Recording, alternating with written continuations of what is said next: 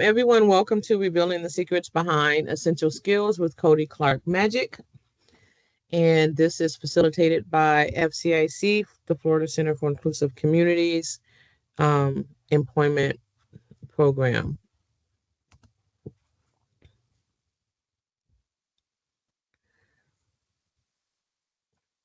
So, a disclaimer, the content and views expressed in this presentation and all of our presentations are not they do not necessarily represent the positions or policies of the Florida Center for Inclusive Communities at the University of South Florida, and no official endorsements are intended or should be inferred.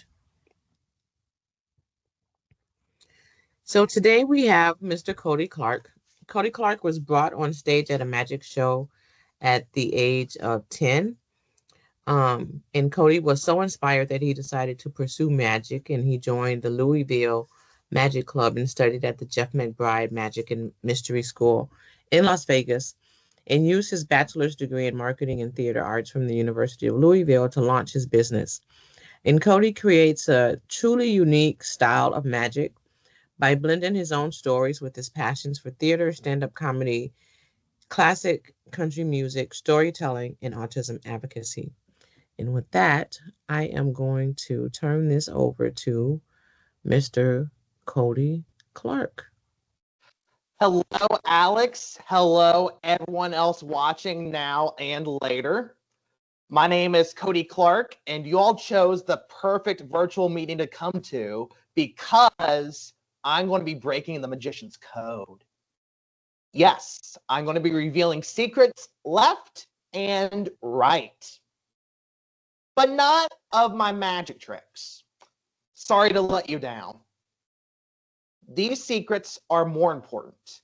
Some would say these secrets are even essential because I'm going to be talking about essential life skills that us with disabilities need to be successful adults on campuses like USF, in our own apartments and homes, and walking about every single day.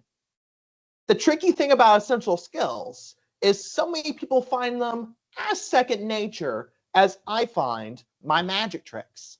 And for me, it's indeed weird that as a magician, I have a reputation for doing the impossible. For taking interesting items like cards, coins, and this blue handkerchief streamer. As a magician, I can take things like this and do things with them that no one else can do. Thank you. But at the same time, when it comes to those essential skills, skills that everyone is told we're born knowing,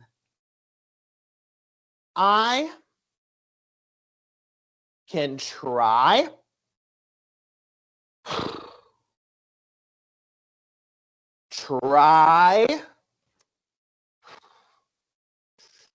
and try again, only to no avail.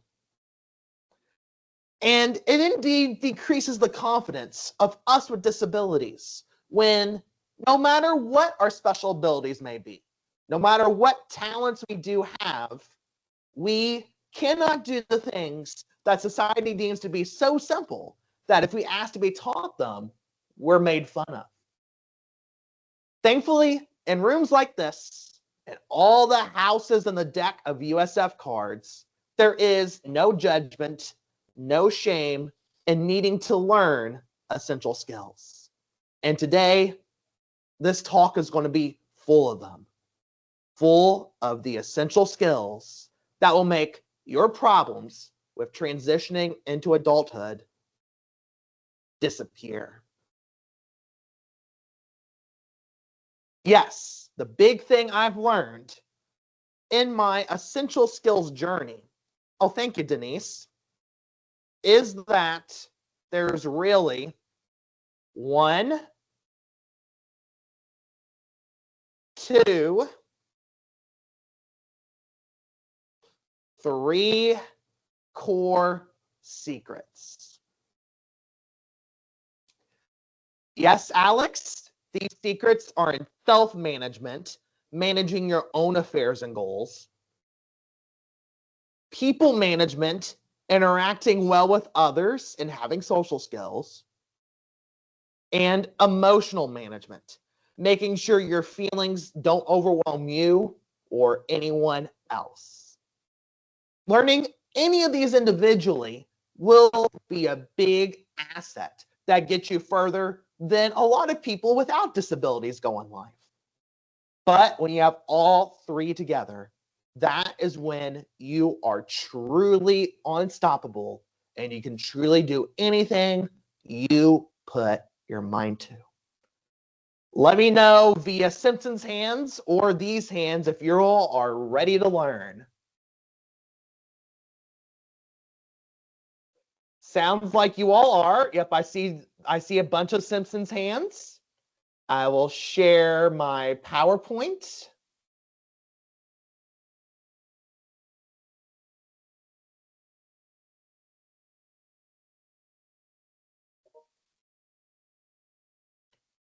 Revealing the secrets behind essential skills. The first essential skill we're going to talk about today is self-management.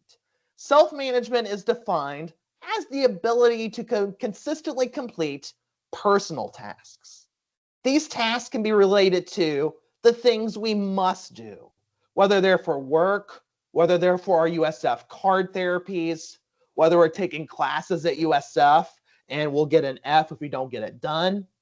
It can also be about things you want to do, like your hobbies, like your personal goals, getting like models built, completing a level in a video game. Whether it's things you have to do or things you want to do, being able to set a goal and complete it in a timely manner, that is a skill that allows you to get most of the core parts of independent living effectively completed. And that is why I start with the skill. Because if you don't have self-management, it's going to be hard to people manage or emotion manage.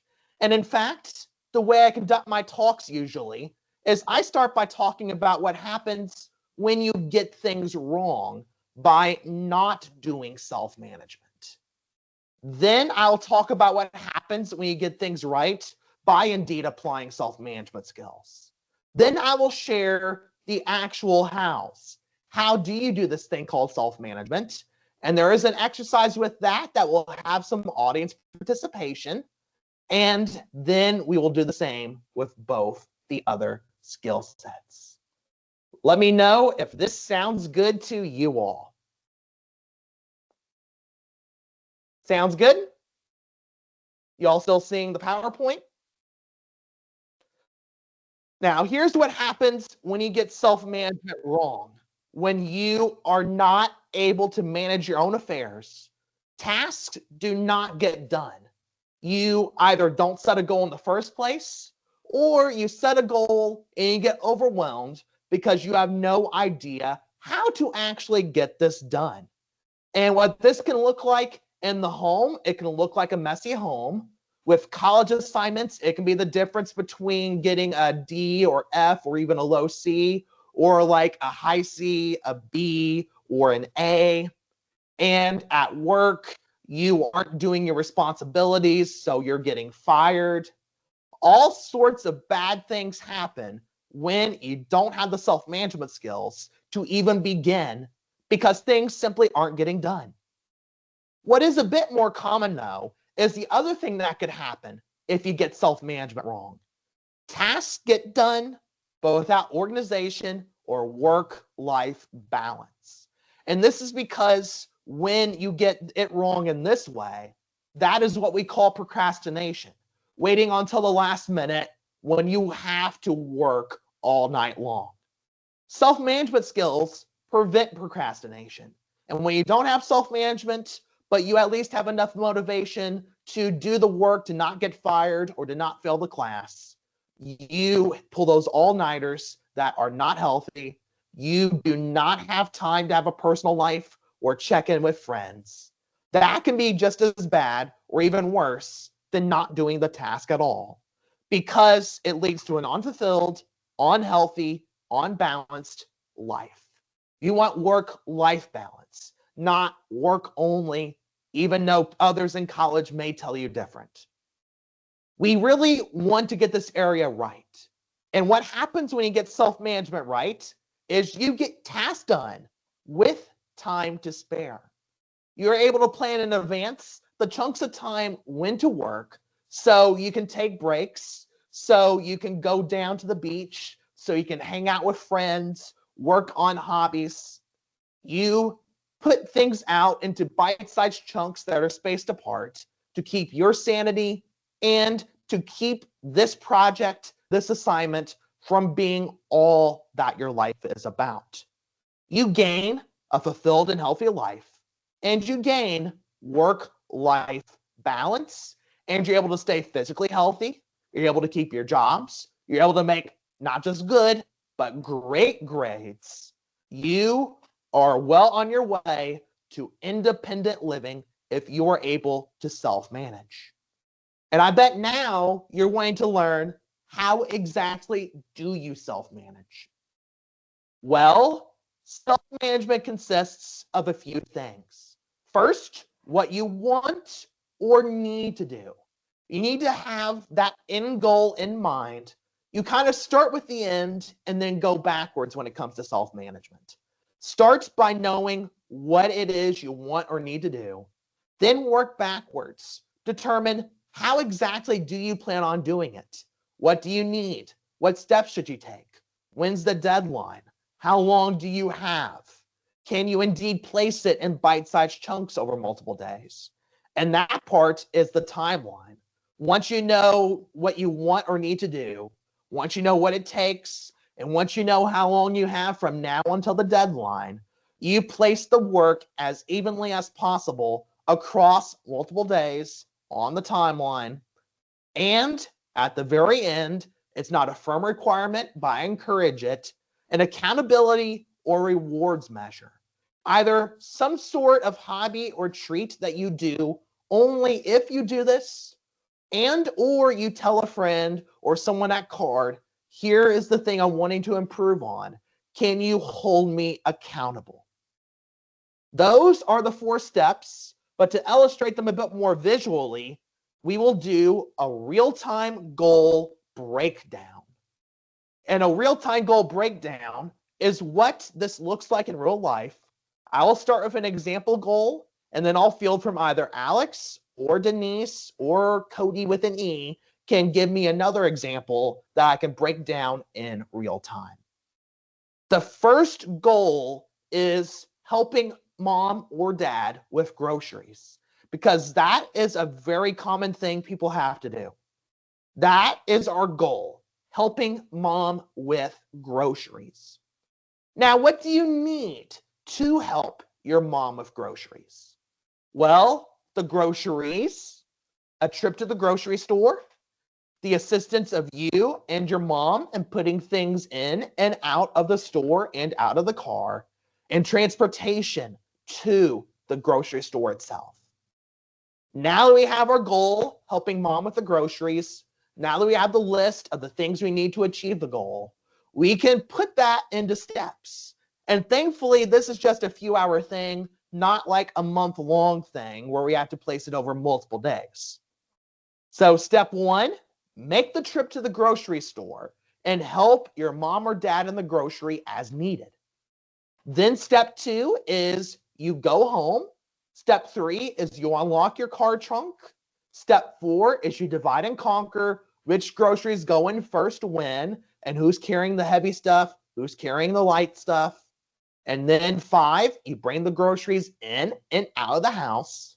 And then you make return trips as often as needed until all the groceries are in. Then you close the trunk. Then when you're in the home, you put the refrigerables in the fridge. You put the freezables in the freezer. You put everything else in its appropriate cabinet. And then 9, you dispose of the bags. And because you broke down a trip into the grocery store into bite-sized chunks and have made the trip and gotten the food, the reward is eating the snacks that you purchased along with the groceries. That is just one example of a real-time goal breakdown. Can either Alex, if you have a goal you want me to break down, say it out loud, or Denise or other Cody, if you can think of an example, say that out loud too.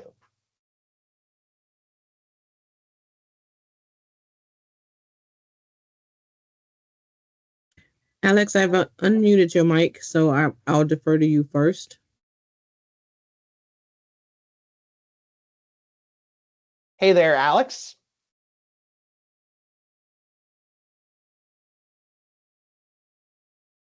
Yet feel free to type it into the chat as well. Can't really talk, totally understand. Just name a goal you want me to break down into the chat.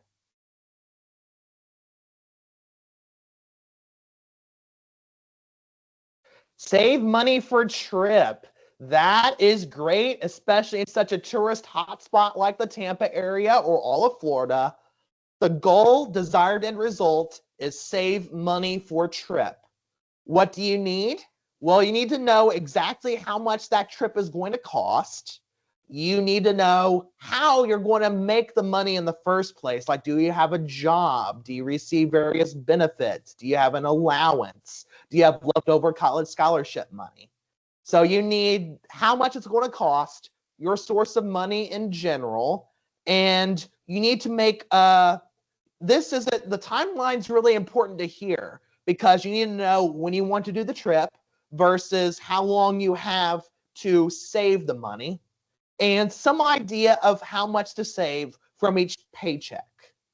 So step one is first decide where you want to go. And the sky is the limit. You can set these goals for anything, though, of course, goals like going to Europe will take a bit longer than like going to Busch Gardens, Tampa. So step one is determine where you want to go.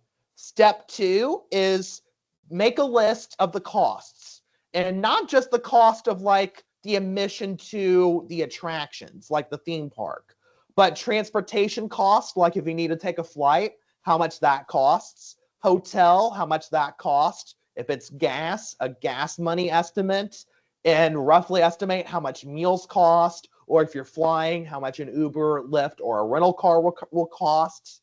So first, determine where you want to go, then find out how much it's going to cost.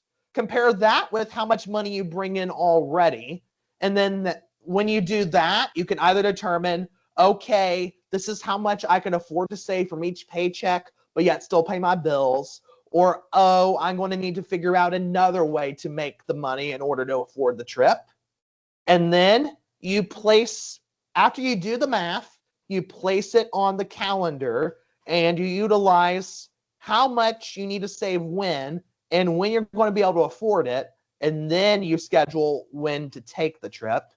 And then you indeed start the savings. And I would recommend an accountability buddy because often with money, it can be easy to go on and splurge on a meal even though you shouldn't because you're saving money for the trip.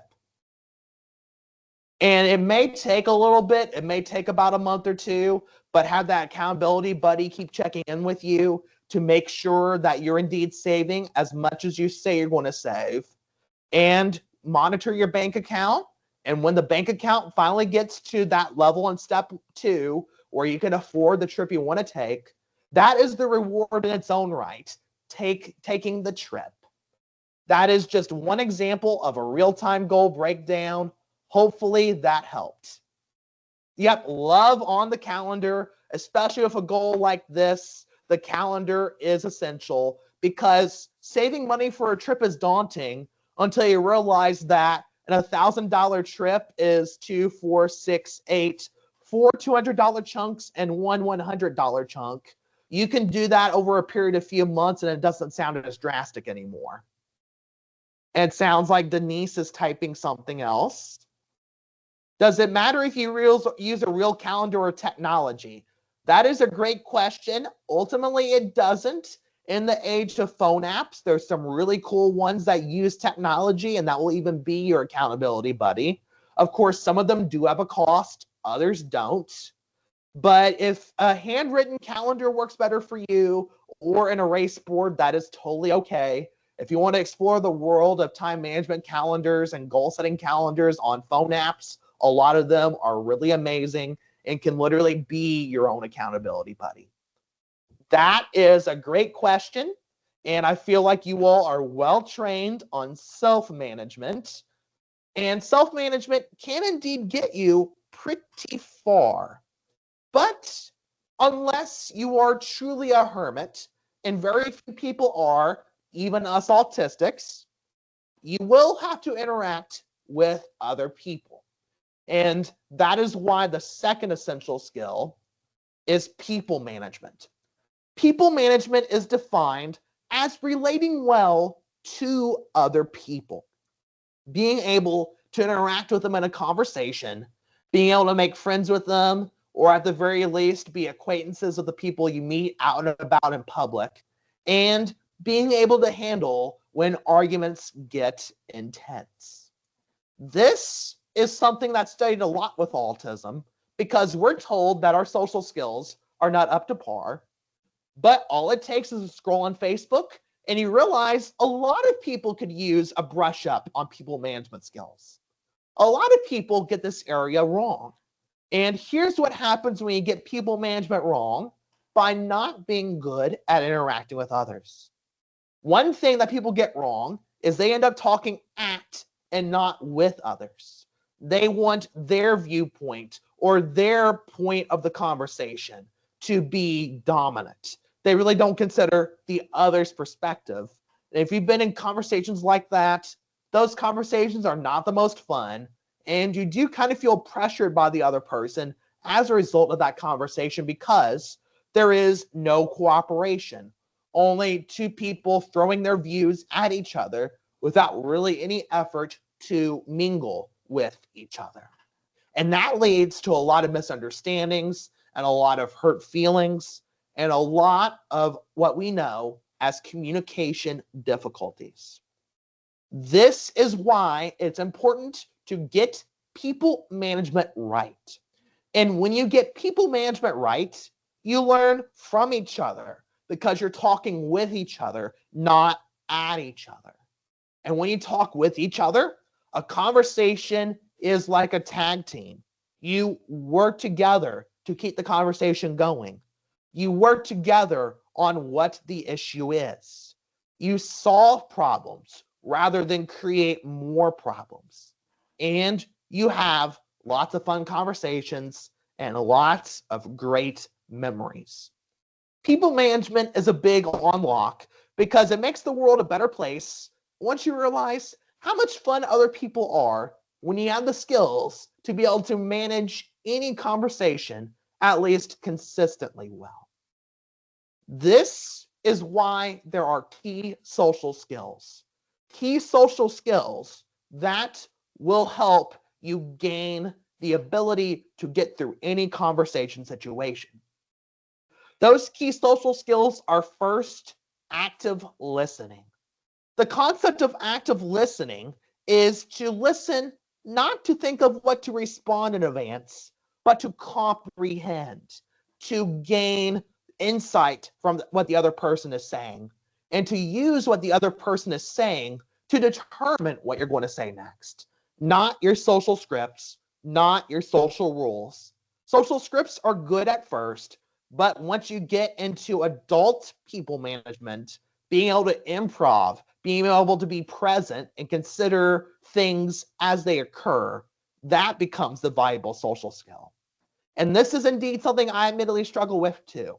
It can be hard for me not to think of what to say next while the other person is saying what they are saying. But listening to respond is not only respectful of their time and their true viewpoints, but you will find that is the answer for what to talk about next is what the other person shares with you. When you listen, you gain from them what to say next. And that sounds like not my way or the highway thinking, But key social skill 2, what do you think thinking? When you take a what do you think? How do you feel about this idea approach? You hear others out.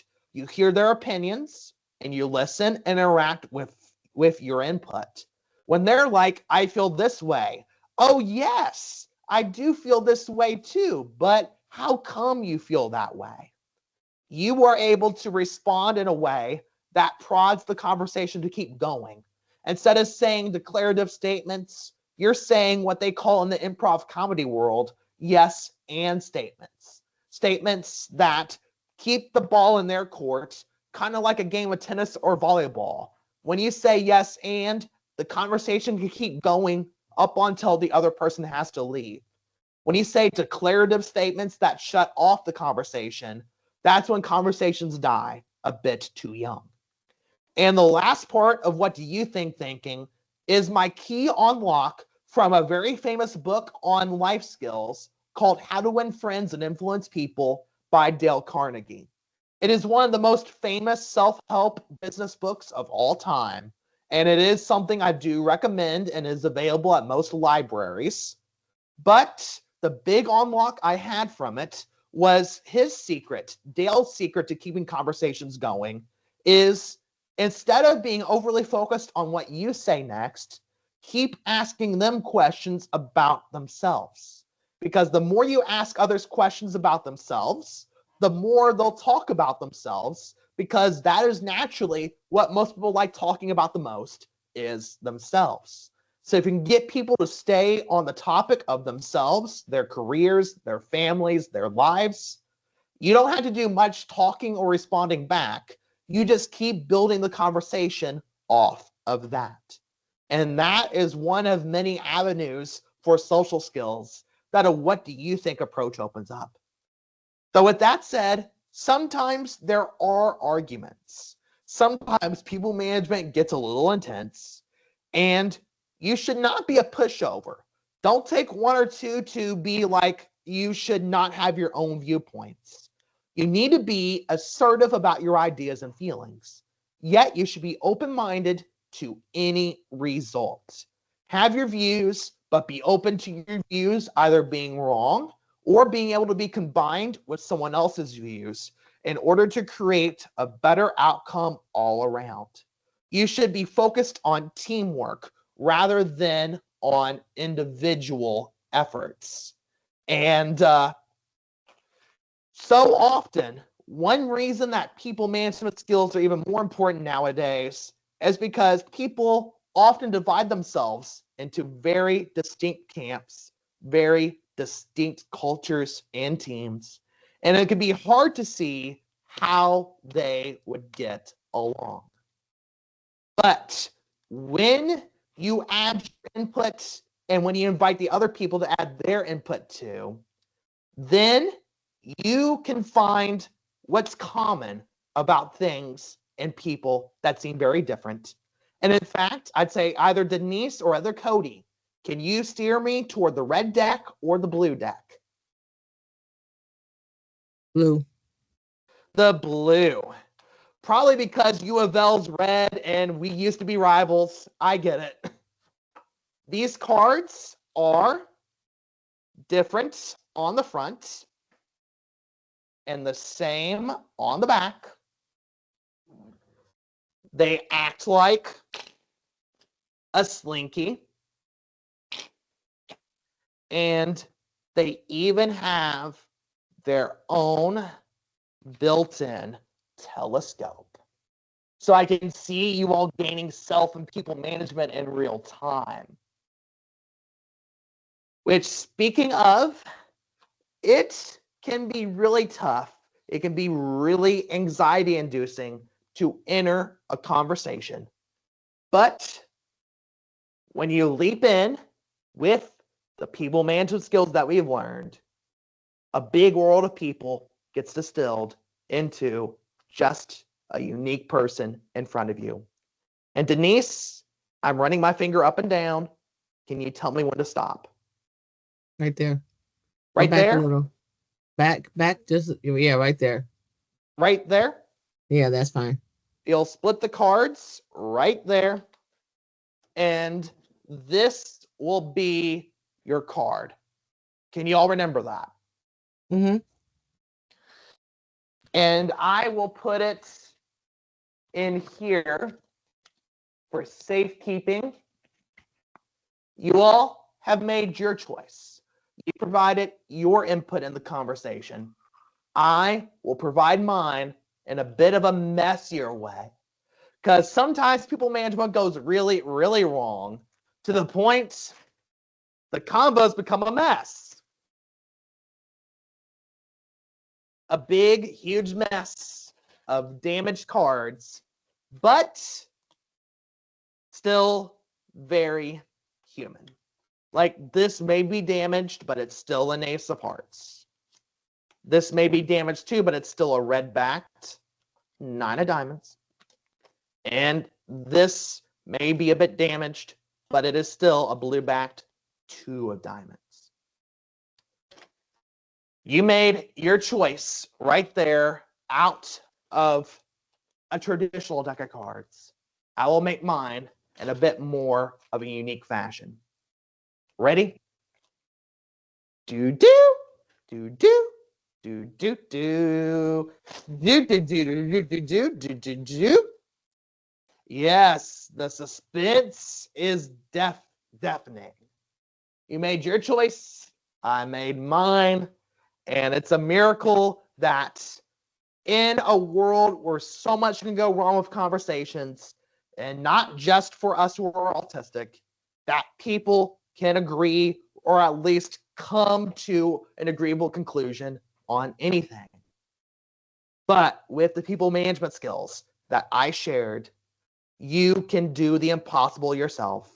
You can get through any conversation with anybody and come out agreeing on blue bat cards. Yeah, where's the Simpsons hands? That's quite a coincidence. I'm excited. I'm waiting to see what's gonna happen. Yeah, you're a smart Magic Audience member. You know this is just the beginning. The odds were high, but there's one combination where the odds would be super duper low. And that would be a conversation with the Queen of Spades. Mm. Thank you, Alex. Thank you, other Cody. Yep, that seems like that's been a hit. Very glad you all liked that. And that does go to show how much of an unlock people management is. But when I mentioned how hard conversations can be, I was just at the tip of the iceberg. The last essential skill is the skill that encompasses the other skills, the skill that allows you to truly master essential skills. Because if you get this wrong, it makes conversations go south and it saps you of all your motivation. And that one is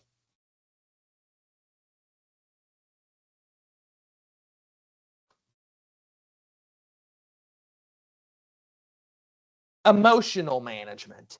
Emotional management deals with feelings, handling the many feelings which come up in daily life. And all of y'all know this, that feelings really go up and down and every which way around. There are thousands of feelings, and all those have synonyms and antonyms and thesauruses and dictionaries.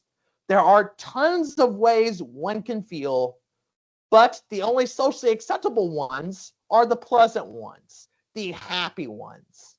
And that creates a lot of problems because it makes it easy to get emotional management wrong when you're limiting the range of emotionally acceptable feelings.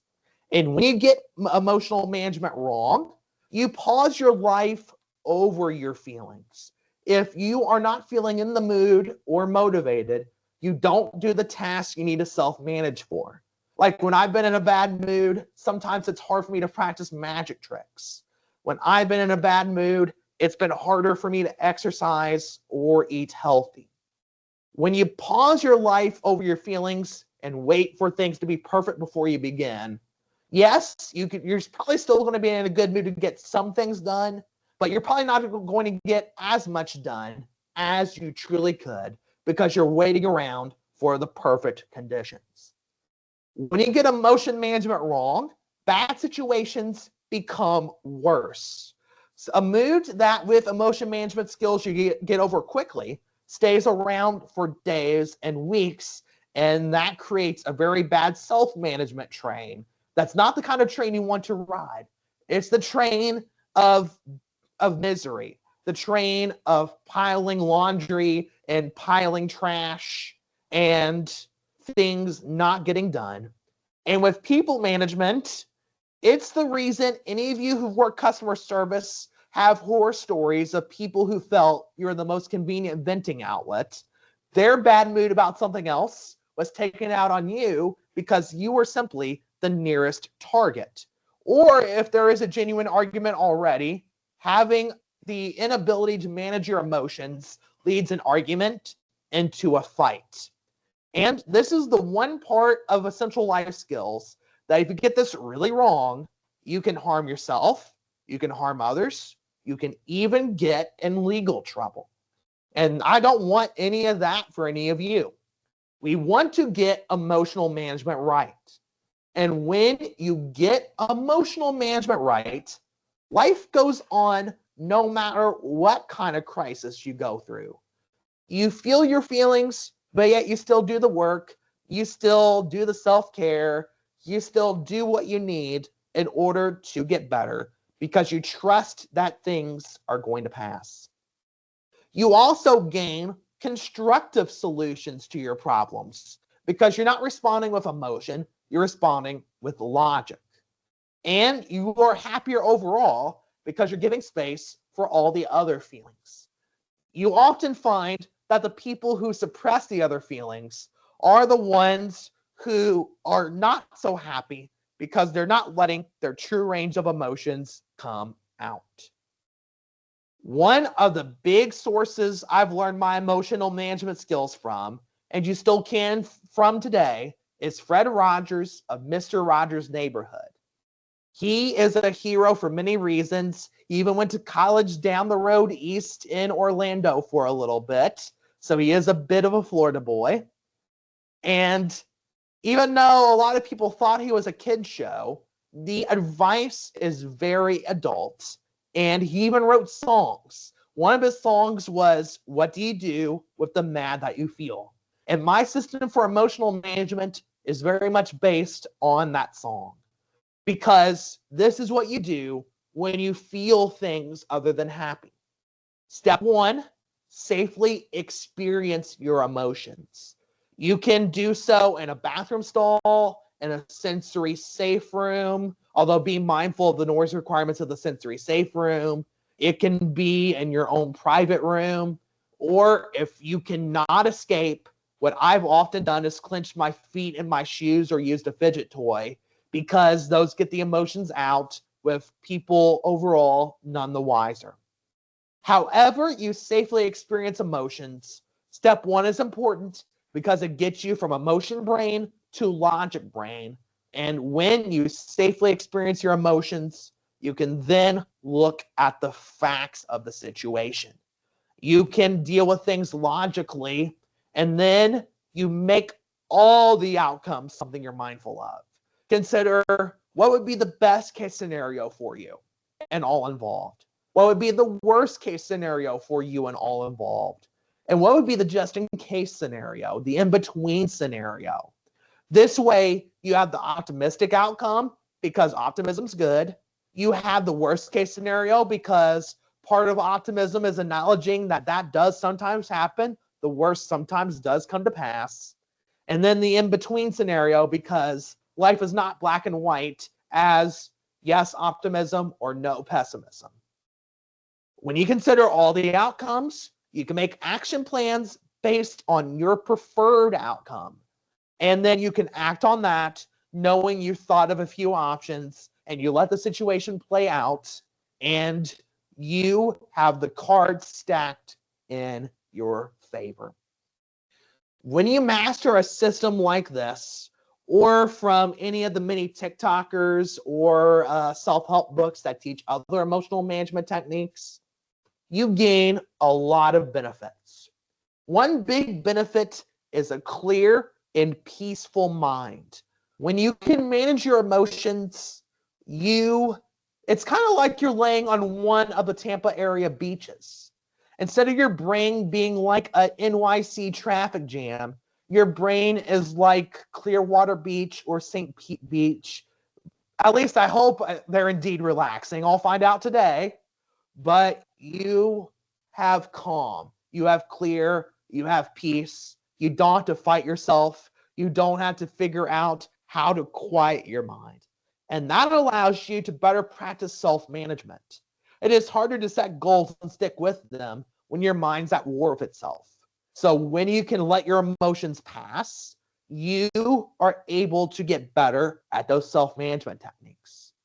And you can also keep calm in people management situations too. Because no matter what the other person is throwing at you, or whether it's a situation you're both kind of sad to be involved in, like a car wreck, you can stay as calm as possible. And that often gets you respect from others, even if they're initially yelling at you, you not going down to their level. You instead keeping your calm and offering logical solutions. As you can see, emotion management helps boost your skills in the other two areas. And this gives you the big trifecta of essential life skills that allows you to enter life.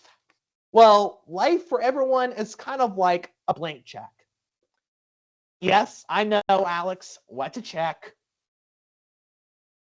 It's ancient Venmo.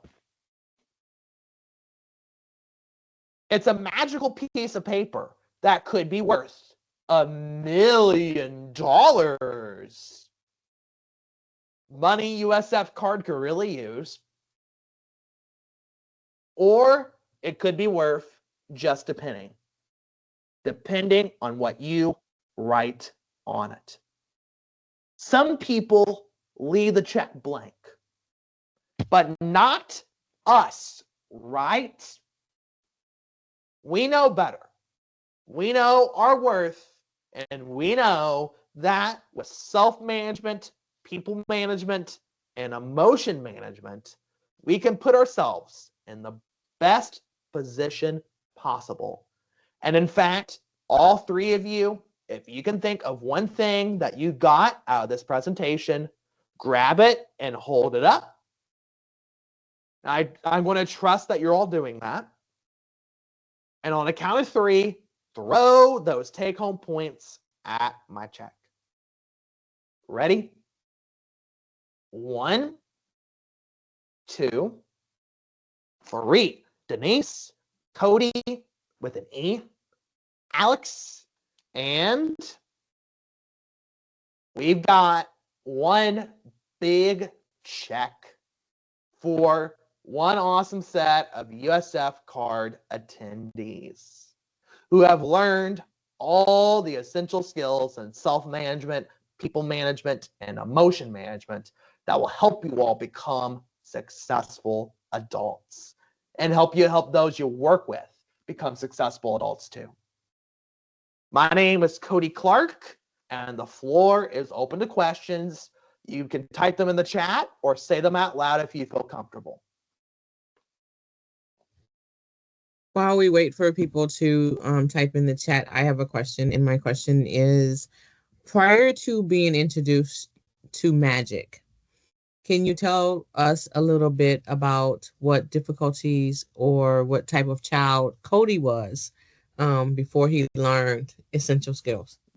That is a great question, Denise.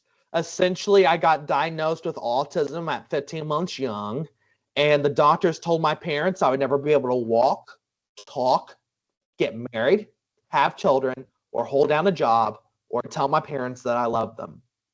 And I hear that it's a common initial diagnosis story, but my parents, they were able to find a program somewhat similar to CARD, but with more outpatient therapy in Louisville, the University of Louisville Autism Center. They taught me how to become verbal. They taught me my THs and Rs because I struggled with them until about fifth grade. They did occupational therapy to help my handwriting become semi legible, though I'll let you all be the judge. And they taught social skills, though that was a consistent challenge. Elementary school was fine. There was always a bully, but at the same time, my elementary school was good about training most of the kids, so it was usually only one and easier to deal with. Middle school was a big transition because it was a different set of students, and all of a sudden, wanting to learn, wanting to be at school was no longer cool.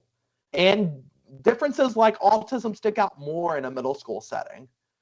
That is around the time I got into magic, and that is common because, neurotypical or not, most magician stories start around middle school because we tend to be the kids that suddenly get made fun of and want that path back to acceptance and already had some showbiz inklings, but without a natural ability to sing or dance. So magic, there is definitely talent to it, but it's not like singing or dancing to where you're mostly born with it. You learn the tricks and you do have to practice, but it's a path into the arts for people who aren't already naturally inclined toward a traditional art form. And what the magic did, it did take me getting good at some tricks enough to show at school, but that did regain a lot of my social respect.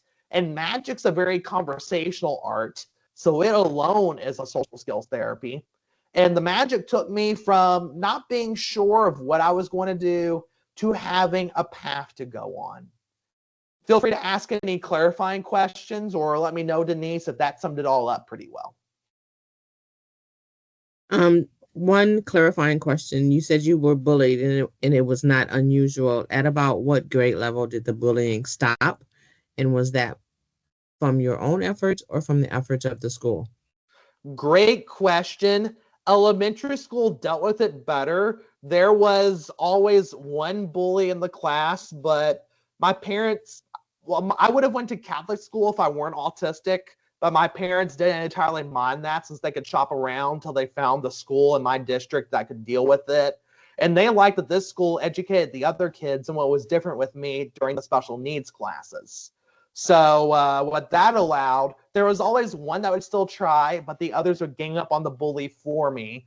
And sometimes the teachers would let me deal with it in ways that were kept off the record, so to speak. But that was also because they didn't really tolerate bullying like middle school did. Middle school, it really intensified. And I would say it intensified because the elementary school students mostly went to a different middle school, and because being nerdy didn't be it. It's cool when you're a kid, then not in middle school. Then when you're in high school, it becomes acceptable again. But I would say the bullying slowed down around eighth grade because I was starting to become good enough at magic to bring it to school and gain the social clout. And I think people start maturing enough in around that eighth grade age range. And I started gaining some more self confidence in my own right from the magic and from getting decent grades. Then in high school, my high school was the same high school that a mentor and friend of mine, and he was famous in the 80s and 90s, Lance Burton. He's a really famous magician from Louisville who had a Vegas show for the longest time after winning the World Championships of Magic. And he went to my high school and he went to my college. So the magic, instead of being weird but cool, they're like, oh, Cody's going to be famous like Lance. So I would say having that thing that gains you the clout. Bullies like to target people that don't have clout. Of course, that's different things, but for everyone. That can be as simple as having those lines to stand up to yourself. That can be you having that identity around a hobby.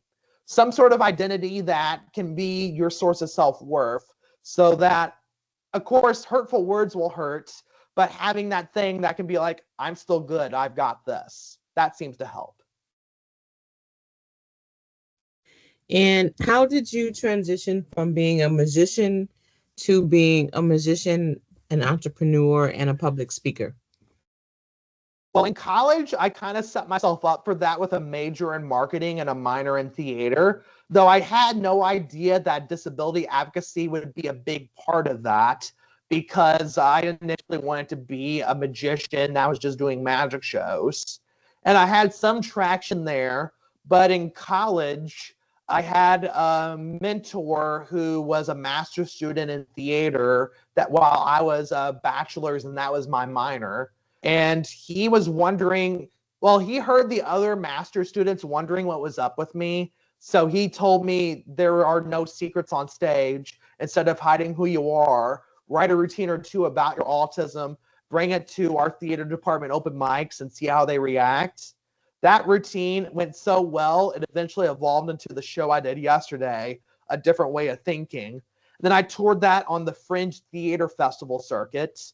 Those are my first gigs after college. I didn't have the client base, but what Fringe Theater does, as long as you apply on time, you get in the festival, you sell your own tickets, and you're part of the festival. You gain reviews from newspapers. And I've done the one in Orlando twice. Orlando has a pretty big Fringe festival. And promoted the ticket sales. That is when I learned about this whole independent living network, this whole college USAID Center for Disability network. That may well have been the earliest times I contacted you all, or UCF's version was promoting those shows. And the one sentence definition of marketing is see a need, fill a need. And what that touring showed me was there is a need for disability advocacy that teaches successful adulthood. Not how to get rid of our disability, but how to live with it and use the best parts of it to be a successful adult. And I think that's what started the transition into this magician, entrepreneur, speaker, disability advocate. Well, thank you for that. Does anyone else have a question before I ask another question?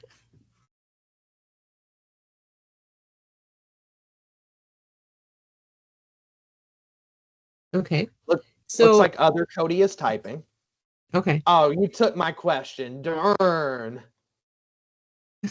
And no, you were a great chauffeur yesterday. You probably asked a lot of questions there, but feel free to either think of one or repeat. I'm happy to repeat anything you asked me in the car yesterday.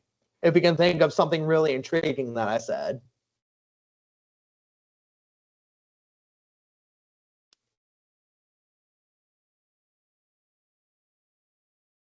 Are essential skills important in the workplace? I would say yes, because whether you're self-employed or whether you're working in an office, you have to be able to, even more so in an office. Like, I'm self-employed. Yes, there is a consequence of not getting gigs if I don't do the stuff I say I want to do, but I'm not going to fire myself. The only way I'm getting fired is if my bookings drop to zero. If you're in a workplace, you not getting the deadline done is way more important. Maybe a boss will give you a chance or two, a college professor may give you a chance or two, but eventually, if you don't do the task, they're going to fire you. And not only that, but in an office workplace, you're going to have to get along with most of your coworkers. And if you get in arguments with them all the time, or if you're not aware, I know a lot of autistics, I do hear the experience of I didn't know the office water cooler culture, so I accidentally got into arguments with people. That is part of autism to work on, but it's also not that we should change who we are in the workplace, but we should have some awareness of what others may unintentionally find irritating about our autism, so we can be mindful of that in the workplace and try as best as possible to stay part of the workplace.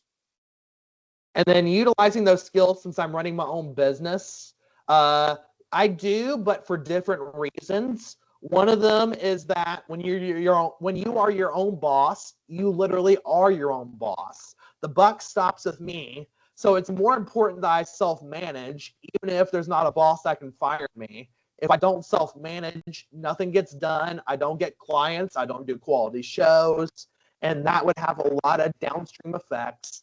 And in business and a lot of areas of life, it takes longer to build, but easy to tear down.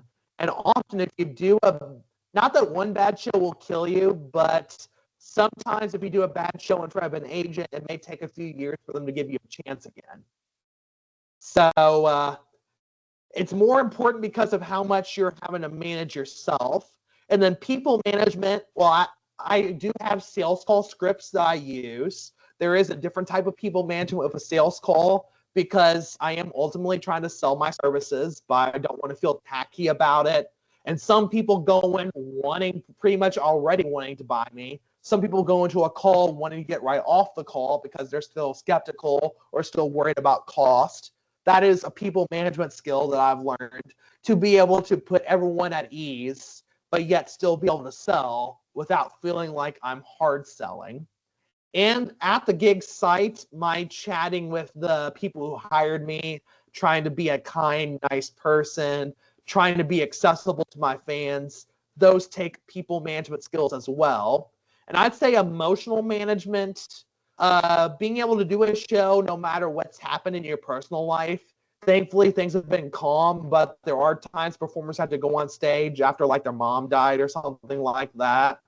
Where it's more common for me is when my performance agreement's not read and I have to make the best of a performance situation.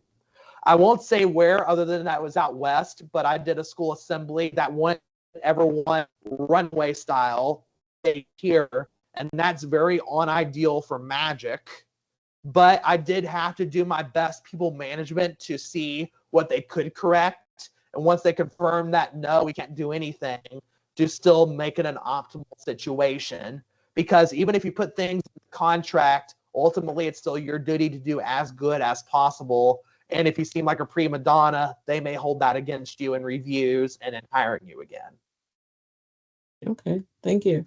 Have you heard the term masking when it comes to autism, especially those who are higher functioning? Oh, yes, that is becoming more of a prevalent term. For those who may not have heard it, masking is the notion that people who are more on the moderate to high functioning parts of the spectrum, that we are pressured to learn neurotypical social skills and hide our true selves. And then when we finally are in our hotel rooms or homes, then we can take off the mask. Essentially, that it's exhausting trying to act just like everyone else. That is one reason I like self-employment and not a lot of others with disabilities like self-employment, is you don't have to mask as much, if at all. Instead, you build the business around your authentic self. Hmm. But I am glad I do some corporate events because corporate is learning about masking and wondering what to do different. There is a good backlash against it that is helping a lot. But I do think the standard should be both parties meeting in the middle, not us being the people that have to learn all the neurotypical social skills. Okay, thank you for answering that. So, over your lifetime, your short lifetime so far, can you describe an example of masking in your life and then what it took for you to recoup after that? Masking in my life? That is a good question. I don't really have to mask too often, but sometimes at like big networking events like magicians conventions, I start off fine, but the social battery starts draining a little bit, and it starts being hard to figure out what to say next in conversations. And rest days afterward help out a lot. Taking mini breaks during help out a lot too. And growing in confidence about my social skills. And having starter topics can often help too. Having your crutches, your social skills scripts, your fidget toys, having the more tools that you have on you in situations like that, the better. Okay. Okay. So, do you think that essential skills are also relevant for individuals who have other intellectual or developmental disabilities aside from autism? I would say yes. A lot of it will definitely look different depending on whether someone's working a job, whether someone's doing volunteer work, or whether someone is not able to live that independently. But even if you have a room in your parents' house, you still have to keep the room from getting messy. You still have to brush your teeth, keep up your hygiene. Maybe someone else helps you a little bit with that. But there are still tasks you have to self manage. And most people still have to socialize at least somewhat. Like if you're in Special Olympics, you have to manage your teammates. If you're in Best Buddies, you have to relate to whoever they make your buddy, and everyone feels the same range of emotions. So emotional management is always going to be important. But of course, it will look different. The context will be different depending on what situations someone encounters in their daily lives. Well, thank you for that. I truly appreciate your presentation today. I truly also appreciate your responses in regards to um, the essential skills being relatable to other disabilities as well. And I look forward to seeing how many views of this video we get in the very near future. So Me thank you, too. thank you, thank you.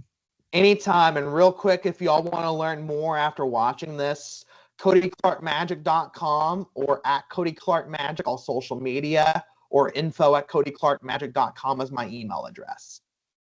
CodyClarkMagic.com. Correct. Okay, I got it. So, thanks for those who've joined. I just have a few more slides to let you know what's upcoming, and also to give you the survey information. On May 6th from noon to 1, we're going to talk about disability employment awareness, how to do that all year round. And the registration for that is already open. On May 20th, we are going to have our Employment Virtual Talent Actualize Conference. This year's theme is creating synergy for tomorrow's workforce. And we are going to have a panel discussion. We're going to have 4 individual sessions, and it is already approved for APD CEUs, and registration for that is also open as well. And then our final webinar for this academic year will be on May 27th from 7 to 8 p.m. And this one will be Navigating Disability Services by Goodwill Industries of Southwest Florida. And they are going to be talking about how to apply for APD services with the new online form. And is geared at that time so that parents and self-advocates can both attend. To get your survey, you can scan this QR code. I will have to send out your certificates of completion once the survey is done. Give me a couple weeks to do that, and you'll get the surveys. If you don't have the survey by the end of May, let me know. Or I should say within 2 weeks of having completed the survey. If you don't have your certificate of attendance, then just feel free to reach out to me and let me know. I also put the link for the survey into the chat. So thank you all for attending today. Thank you for being here. I look forward to seeing you for the 3 events that we're going to have in May. They should be very exciting. Cody Clark, thank you for being here. Thank you for your assistance. And I know, I'm sorry I'm going to miss you tomorrow performing at the Fiesta by the Bay, which is the annual fundraiser for the Center for Autism and Related Disabilities. I look forward to seeing and hearing about you in the future. And maybe we can work on some other things for the future around the state of Florida. So have a great one, everyone. If you have any questions or comments, feel free to reach out to me, and you're welcome. Alex and Cody, truly appreciate it. And Cody with a Y, truly appreciate you being here again, too. Thank you. Have a great I one. appreciate you all too. Have a good rest of your days. Please visit our website for more information about our programs, projects, and how you can get involved.